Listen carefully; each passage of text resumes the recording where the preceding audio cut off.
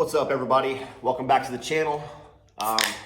Today's video is going to be about entry-level knives and stuff you should avoid when you're first getting into throwing, or stuff that's good.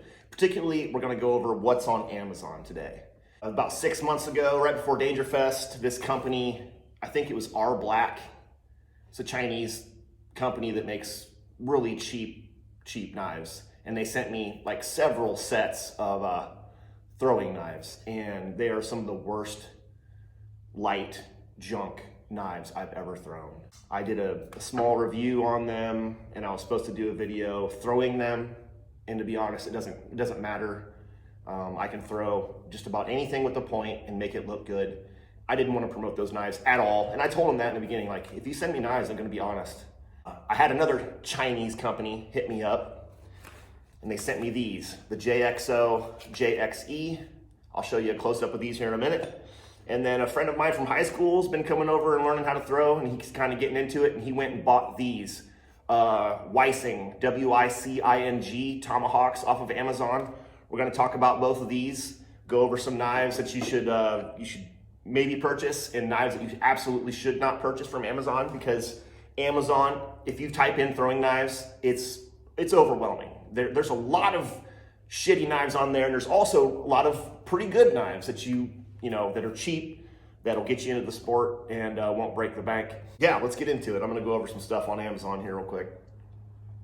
If you just type in throwing knives, type it in, the first thing that comes up are these JXO JXEs.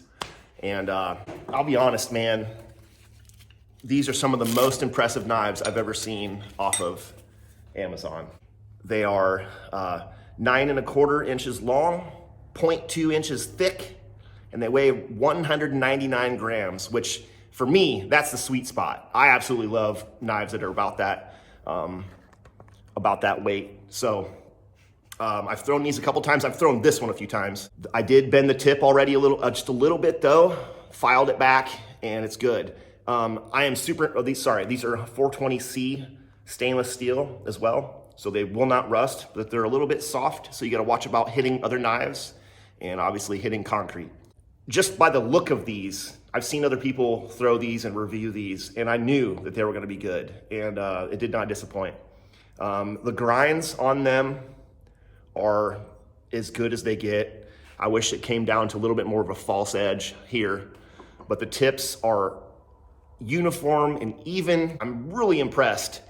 And the price point on these is the best value on all the knives that I've seen on Amazon. First thing that comes up is a 9-pack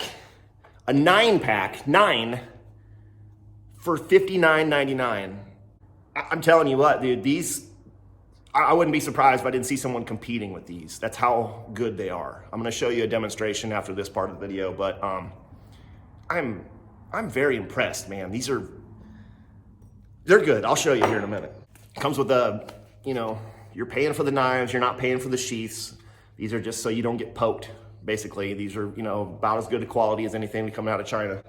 This company, JXO JXE, offers several different models.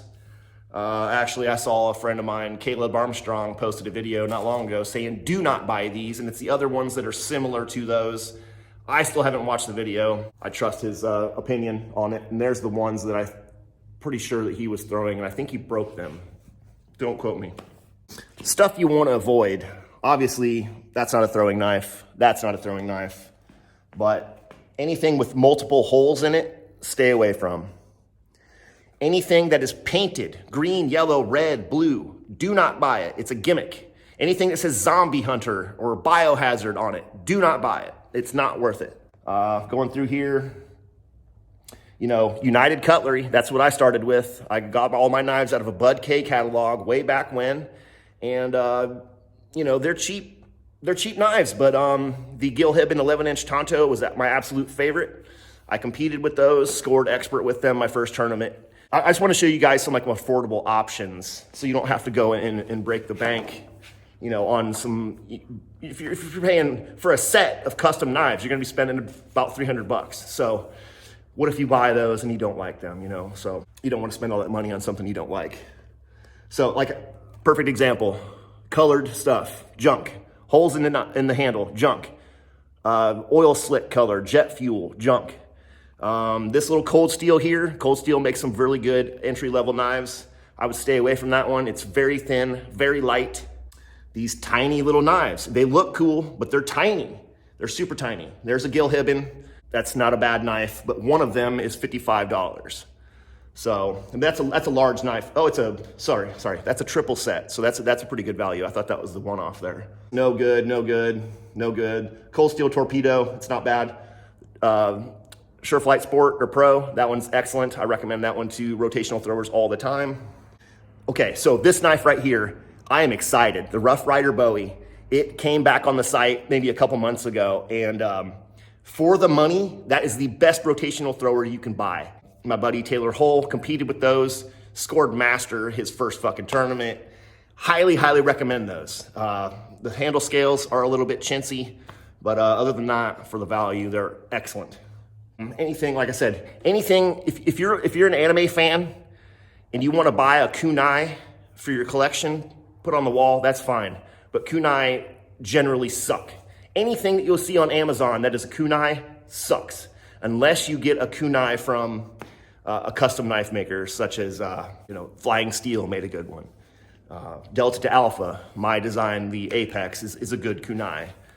There's a couple out there, but generally you don't want a ring on the end of your handle. It gets in the way. It's a cartoon. It doesn't work that well in real life. Moving on, there is the Weissing Tomahawk. You can buy one for $23.99, and that's not much cheaper than a cold steel Norse Hawk.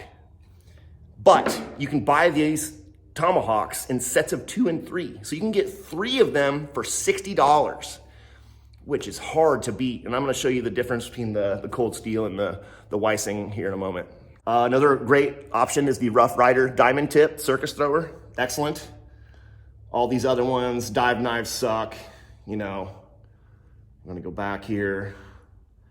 Anything that has Damascus on it, stay away from it. It's not real Damascus. It's rusty bumpers and tin cans. Handles, colored handles, don't buy them. This right here, absolute worst, don't buy it. Now Ace Jet, that's a whole different thing. Those are pretty high-end custom stuff that Adam Celadine designs. We're not really talking about those. Those are one of the few knives offered on here that are top of the line, I would say. There's the JXE JXO Knives, pack of 3 for $30. There's many different packages on here, so shop around a little bit. Kunai suck. They're garbage. There's the Gilhibben Tonto I was talking about. Really, really like those. There is the Leader, made by Kieslar. Those are very, very good for the money. They're stainless, so they tend to burr easy. But man, they're a good knife, dude. Some people say that knife is too light, and I say that you just suck because I can throw the fuck out of it. Like these colors, stay away from that color, dude. There's another, the Viach by Kieslar. Those are good, of course. Okay, so that kind of goes over a little bit. I could go on and on and on for days. There's so many throwing knives now. It's wild. I wish, I'm almost glad I didn't have this many options when I first got into it, but. Okay, so let's talk about the Weissing Tomahawk. The blade shape and curve on these is almost identical. Look at this. The only thing, it's a 4-inch from tip to tip. The only thing that's different is there's more material taken out of right here, which a lot of people do to these.